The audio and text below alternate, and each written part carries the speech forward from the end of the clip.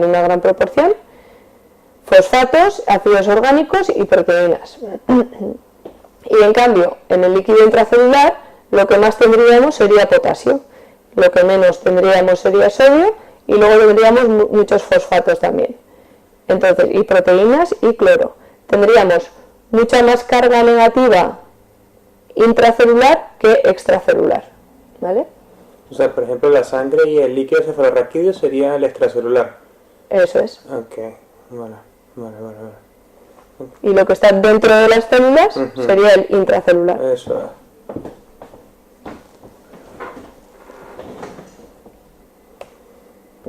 Entonces, aquí tendríamos los tres compartimentos, ¿no?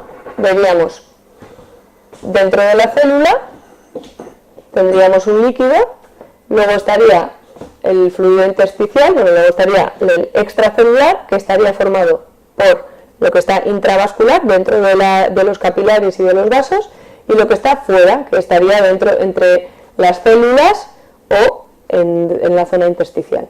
Entonces, la barrera que tienen que pasar uno del otro no es la misma. Es mucho más permeable la barrera capilar que la que está en la pared celular, ¿no? Entonces, lo que hemos dicho, más o menos habría 300 miliosmoles en todo.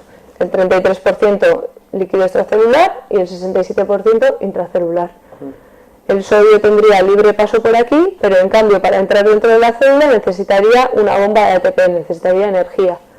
El potasio igual podría pasar libremente dentro del vaso sanguíneo a la zona intersticial, pero para meterse dentro de la célula necesitaría energía, ¿vale?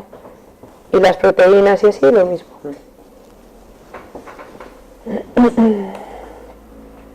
Entonces, vamos a hablar un poco de las ganancias y pérdidas diarias de agua y electrolitos. Un adulto sano obtiene más o menos 2.500 mililitros de agua al día, más o menos si bebes 2 litros y medio al día, que no todo el mundo lo hace, pero bueno. Entonces, el 30% serían de los alimentos, el 60% de las bebidas y el 10% del agua metabólica, que es agua que lo producimos nosotros por nuestra oxidación intracelular de compuestos. Cuando nosotros hacemos la digestión celular, se produce agua. Entonces, las pérdidas tienen que ser siempre proporcionales. Entonces, las pérdidas tendrían que ser proporcionales a la ganancia, entonces serían 2.500 mililitros al día, que se pueden perder por 4 vías distintas. El 60% sería por vía renal o por la orina, el 28% más o menos por vía respiratoria por el aliento, porque al final el aliento es húmedo y hay agua, el 8% por vía térmica por sudor y el 4% por vía digestiva y heces. Entonces, por ejemplo, si nosotros aumentamos obviamente la cantidad de deporte que hacemos al día, pues el sudor en vez del 8% será mucho más. Por lo tanto, cuando se hace deporte es importante beber más agua para recuperar todo lo perdido. Entonces, aquí vemos más o menos en el dibujito un poquito las proporciones de cada ganancia y de cada pérdida de agua, ¿no? Entonces, por ejemplo, lo que hemos dicho antes en la vía renal, al final de todo, cuando nosotros tenemos una cantidad de orina que vamos a expulsar, actúa la hormona antidiurética. La hormona antidiurética que hace que no orinemos tanto como íbamos a orinar en un principio. Entonces, si nosotros no bebemos 2.500 porque en vez de sopa hemos comido algo seco y no hemos bebido casi agua y hemos ido a correr y hemos sudado mucho, lo que hace es se activa la hormona antidiurética y entonces al final, en vez de orinar los 2.500 mililitros que vas a orinar, pues igual orinas 500. Entonces siempre estará regulado lo que bebes con lo que echas. Entonces, el control de ganancia de agua. Cuando las pérdidas superan, lo que he dicho, cuando las pérdidas superan en las ganancias, el centro hipotalámico de la sed genera la necesidad de beber para evitar la deshidratación. Entonces, hay diferentes estímulos. Entonces, los estímulos que desencadenan la sed son, por ejemplo, el aumento de osmolaridad del plasma. Hay unos receptores que miden la concentración de la sangre. Entonces, cuanto más concentrada es, quiere decir que menos agua hay. Por lo tanto, cuando se aumenta la osmolaridad del plasma, se activa el centro de la sed y entonces bebemos agua. También la sensación de boca seca, hay unos impulsos nerviosos que estimulan el centro de la sed, que van desde la boca al centro de la sed. Luego la disminución de presión arterial, si nosotros bebemos menos agua tenemos menos sangre, por lo tanto la presión arterial disminuye. Entonces cuando los vasoreceptores del sistema cardiovascular reciben el estímulo de que hay una presión arterial muy baja, pues aumenta la sed. Y luego el aumento de la angiotensina 2 circulante, que es respuesta a la renina renal que hemos dicho antes ante la disminución de la tensión arterial y del filtrado. Cuando la tensión arterial baja mucho, nuestro riñón se da cuenta porque el filtrado baja mucho. Entonces lo que hace es una vasoconstricción, disminuye el calibre de la arteria renal para que la presión aumente, y cuando aumenta la presión dentro del capilar, el filtrado aumenta. ¿Qué pasa? Que obviamente el cuerpo sabe que si tú mantienes eso durante mucho tiempo, lo que vas a hacer es una deshidratación.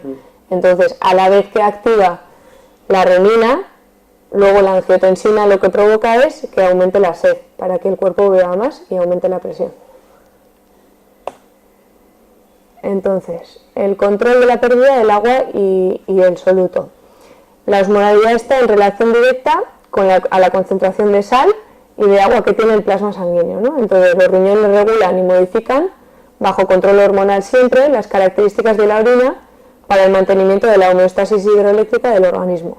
Entonces estos mecanismos hormonales, hay diferentes mecanismos, entonces vamos a mencionar tres, que es la primera que ya hemos hablado de ella, que sería la angiotensina 2 y la aldosterona, que promueven la reabsorción de sodio y cloro, reduciendo.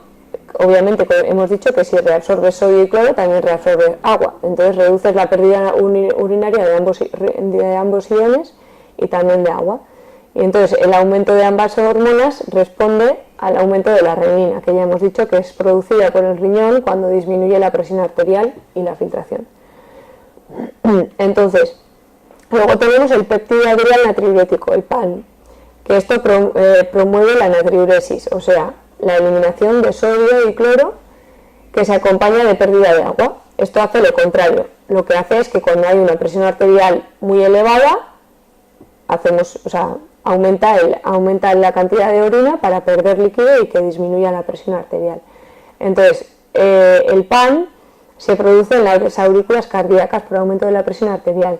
Esto, por ejemplo, pasa cuando, alguna vez creo que en alguna clase lo he comentado, cuando nos metemos en una piscina, el retorno venoso aumenta. Tenemos nuestras venas que están pues, a merced de la gravedad, y entonces cuando estamos en tierra les cuesta mucho mandar la sangre desde los pies hasta el corazón, pero de repente te metes en el agua y la sangre fluye muy rápidamente. Entonces de repente llega una gran cantidad de sangre a la aurícula derecha, en este caso, y eso hace que la presión aumente mucho y que el corazón diga, uy, aquí hay peligro porque hay mucha presión. Entonces lo que hace es la aurícula misma crea este péptido adrial natriurético para que aumente las ganas de orinar, y entonces pues por eso cuando te metes en el agua pues te entran ganas de orinar, porque como aumenta mucho la presión en la aurícula, pues tu cuerpo tiene ese modo de bajar la presión. Y luego está la hormona antidiurética, que ya hemos dicho que es la que funciona en el riñón, que es el principal factor regulador del volumen de orina producida. Entonces se segrega en la hipófisis y actúa a nivel de los túbulos colectores renales, hemos dicho al final justo de los túbulos colectores, aumentando su permeabilidad al agua. Lo que hacen es abrir unos poros para que el agua que en teoría iba a ir a la orina salga hacia los riñones y se reabsorba. Entonces esto lo que hace es que orines menos.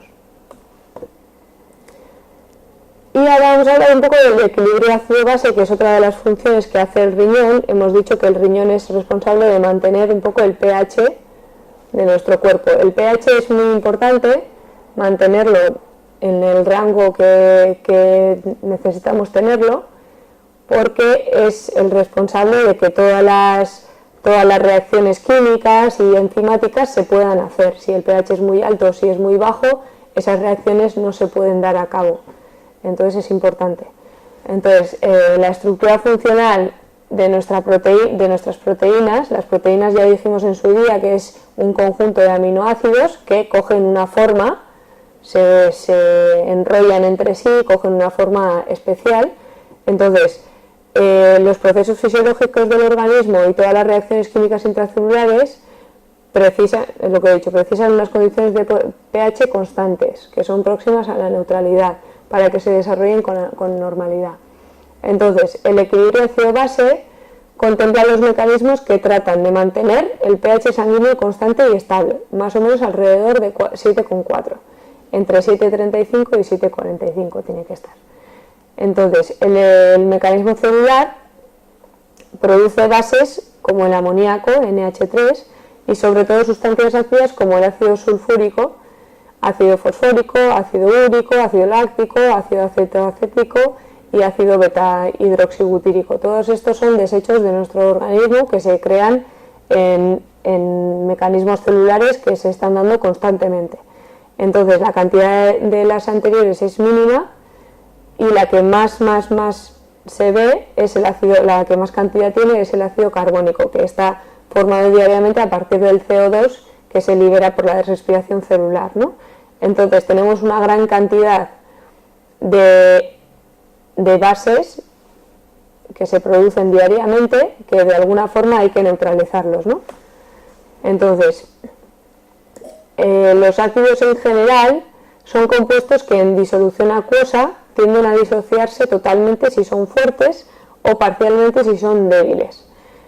Entonces, produciendo en el medio un aumento de la concentración de iones hidrógeno, también llamados hidrogeniones o protones libres. Entonces, un ácido es algo que es un compuesto que cuando lo metes en agua se divide.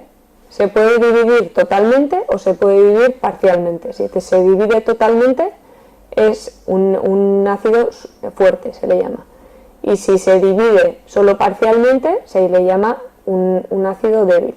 Entonces, ¿qué pasa cuando se disuelven o se separan esas partes? En el caso de los ácidos, lo que generan son protones, cargas positivas. ¿Sí? Luego, entonces, el carbónico es un ácido débil que se disocia parcialmente, creándose el equilibrio de la siguiente manera.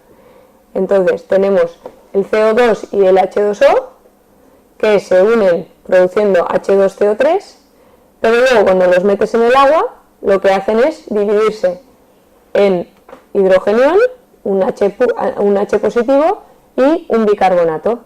Decimos que se disocia parcialmente porque aquí tenemos una sustancia única, pero aquí tenemos un compuesto. Si todo se dividiera en sustancias únicas, diríamos que se disocia de forma completa.